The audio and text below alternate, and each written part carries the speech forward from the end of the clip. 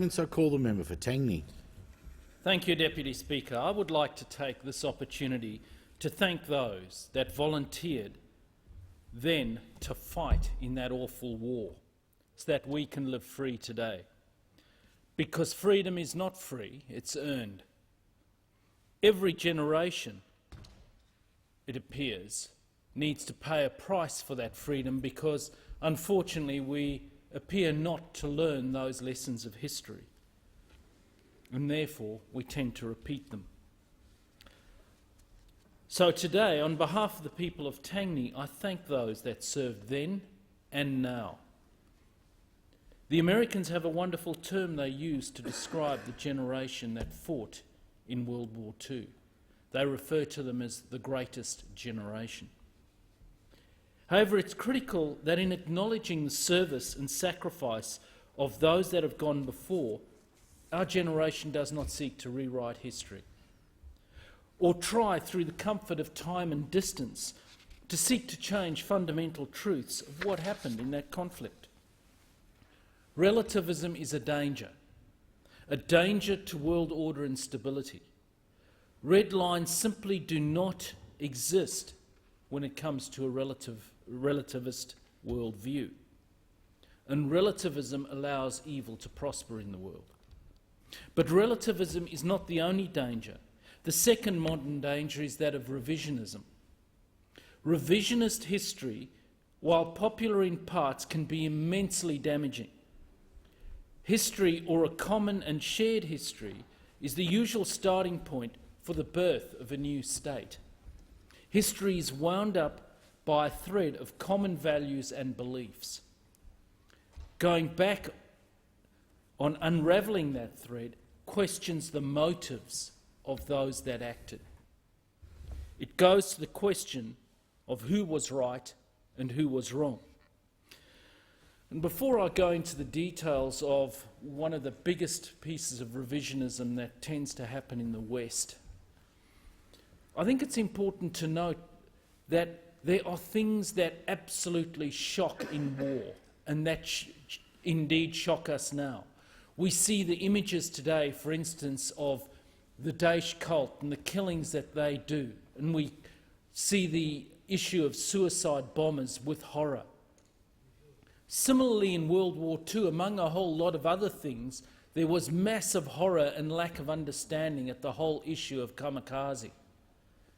So we need to realise that many of these things that we're seeing as unique now simply because we don't look back far enough.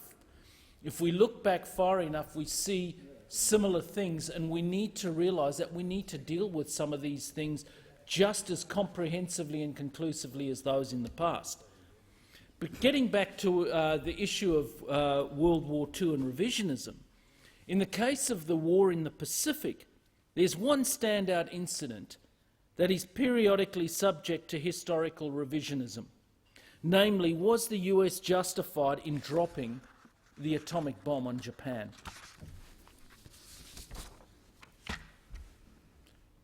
Yes, there can be no other answer. Yes, it definitely was necessary. The US was, like the rest of the world, soldiering on towards the end of a dark period in human history that had seen the single most costly conflict in all factors in history, and they chose to adopt a stance that seemed to limit the amount of casualties in the war by significantly shortening it, and that was by use of atomic weapons. It was certainly a reasonable view for the USA to take, since they had suffered the loss of more than 418,000 lives, both military and civilian. To the top rank of the US military, the 135,000 death toll was worth it to prevent the many thousands of American troops that would have been killed in invading Japan, a view attributed to the President himself. It must be remembered as well that the largest single day's death toll in Japan was the incendiary attack bombing raid that was conducted against Tokyo in April 1945, which likely killed over 100,000 Japanese. The issue of nuclear bombs was an issue, a consequence that was taken seriously by the US. Ordering the deployment of the atomic bombs was a terrible act, but one they were certainly justified in doing. The atom bombs achieved their desired effects by causing maximum devastation. Now, it might seem a terrible thing, and it is, to talk about maximum devastation being an aim that has been achieved. But as I will go to show, this maximum devastation was very much necessary to the Japanese psyche to result in them suing for peace. Just 6 days after the Nagasaki bombing, the Emperor's speech was broadcast to the nation, detailing the Japanese surrender. Indeed, if you listen or read Hirohito's effective non-acceptance of the course of the war when suing for unilateral, unconditional peace that was unconditional, when he announced that unconditional surrender, he stated, among other things, and I quote here, "The war situation has developed not necessarily to Japan's advantage." This despite the devastation and 2 atomic bombs dropped. Another argument defending the bomb is the observation that even after the first 2 bombs were dropped and the Russians had declared war, the Japanese still almost didn't surrender. The Japanese convened in emergency session on August 7. Military authorities refused to concede that the Hiroshima bomb was atomic in nature and refused to consider surrender. The following day, Emperor Hirohito privately expressed to Prime Minister Tojo his determination that the war should end, and the cabinet was convened again on August 9. At this point, Prime Minister Suzuki was in agreement, but a unanimous decision was required, and 3 of the military chiefs still refused to acknowledge defeat. Some in the leadership argued that there was no way that the Americans could have refined enough fissionable material to produce more than 1 bomb. But then the bombing of Nagasaki demonstrated otherwise. And a lie told by a downed American pilot convinced the war minister Korochika Anami that the Americans had as many as 100 bombs. The official scientific report confirming that the bomb was atomic arrived at the Imperial headquarters on August 10. Even so, hours of meetings and debates lasting well into the early morning hours of the 10th still resulted in a 3-all deadlock.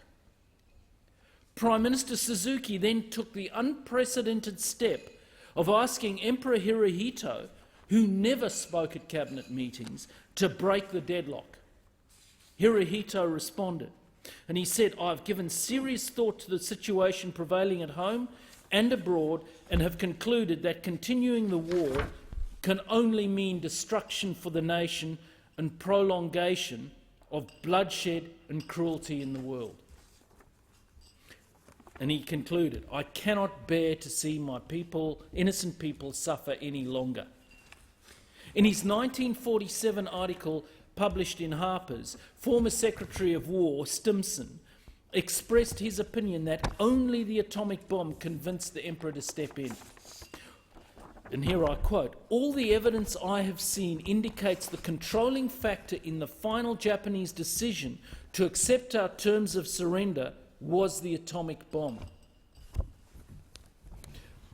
There was a coup attempt. The coup failed, but the fanaticism required to make such an attempt is further evidence to the supporters of the view that the atomic bombs were required to end the war, is that without the bomb, Japan still would never have surrendered.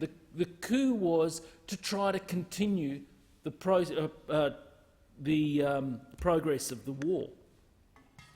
In the end, the military leaders accepted surrender, partly because of the Emperor's intervention, and partly because the atomic bomb helped them save face by rationalising that they had not been defeated because of a lack of spiritual power or strategic decisions, but by science. In other words, the Japanese military hadn't lost the war. Japanese science did. And you can see that, of course, in Hirohito's own statement, calling for that unconditional surrender. If the atomic bombs had not had the devastating effect they had, they would have been utterly pointless. They replaced thousands of US bombing missions that would have been required to achieve the same effect of the two bombs that individually had the explosive power of the payload of 2,000 B-29 superfortresses. Additionally, it showed the unequivocal power of nuclear weapons. And then following World War II, it kept the peace between the US and the USSR. There are no cases of a direct, all-out war between the US and the Soviets. That can obviously be attributed to the potential devastating effects of atomic weaponry. Indeed, there were a number of occasions where, had it not been for the possession of nuclear weapons, a war would have been close to inevitable.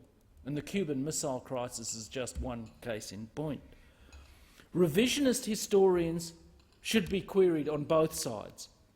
By this I mean that there is an equal measure of danger in allowing a revisionist history view that Japan was a victim of Allied aggression. The same goes for revisionist historians who would dare to question the reality of the Holocaust.